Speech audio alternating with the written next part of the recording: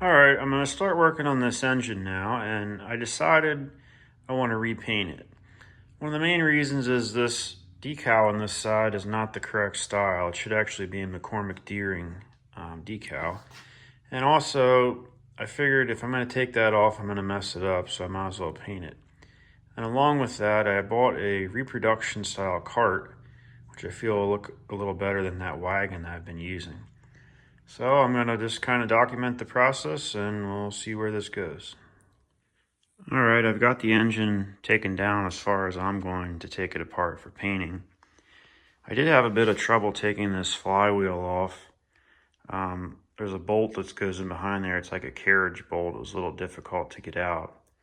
But I'm glad I took it off. I think it'll make it a lot easier to clean and paint behind here.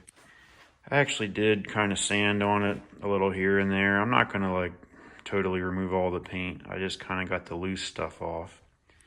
And I don't know if you'll be able to see it, but there is a casting code kind of hiding back in there, if it'll focus.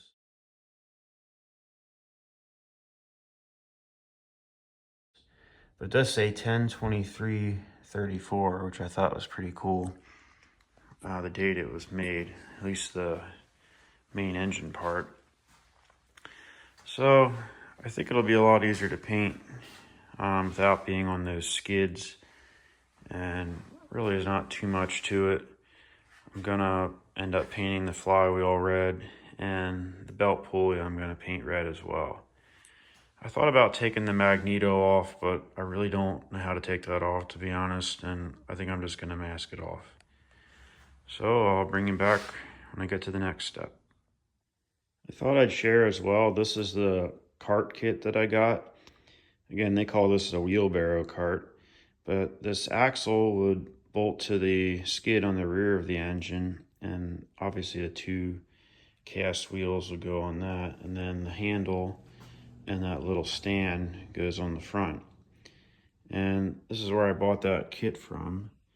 It was around $200, and I was looking at making my own kind of a little cart, but again, it was just, I thought it was cheaper to do this, and this is actually the kind that would have been available with this engine to begin with. So really all I have to do is prime those two bare metal pieces, and then this will be ready to paint as well. I got the parts primed that I wanted to get primed, and I was looking at this side here, and I thought it'd be nice if I could get this pulley off. There was like a gib key, I guess they call it, that held that on. So I actually was able to get it off using my slide hammer. But the cool thing was, when I sanded this down a little bit, I could see there was some red paint beneath that pulley. So I am correct that that was originally red. I did mask off the magneto. So next step will be to paint it gray. So I have this all painted, and naturally, as soon as I painted, this wasn't leaking oil. I've got an oil streak running down the back. So I took this cover off to make a new gasket, but I figured it's kind of cool to see the inside there, so I'd show that real quick. So I have some gasket material. I'll make a new gasket and touch it up real quick. I got the new gasket made. I like to use this stuff on all the gaskets if I ever make any. Just feel like it's extra assurance, help it from leaking. And the original bolts didn't have lock washers on, so I'm going to replace them with a longer bolt, and I'm going to try and put sealant on the threads because it's a through hole into that crankcase. So hopefully with the new gasket and the sealant, that should keep it from leaking. All right, I got the engine up here at our cabin, and I think it turned out pretty good. I ended up getting some decals for it. I think they look pretty nice on there. Again, due to the year of this, it is a gray engine, unlike the red ones. I think it's pre-36 would be gray, and after that it'd be red.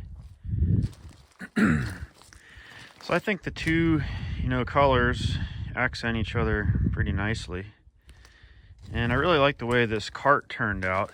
It's a lot easier to move this guy around now. I'm sure with the cart, it's probably pushing 250 pounds. I don't know, maybe close to 300 pounds if you have it full of water and gas.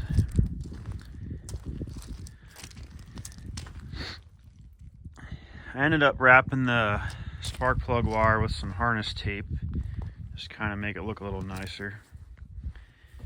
And I chose not to paint the fuel mixer there, as it's going to leak gas and oil all over it. Just be easier to keep it clean this way.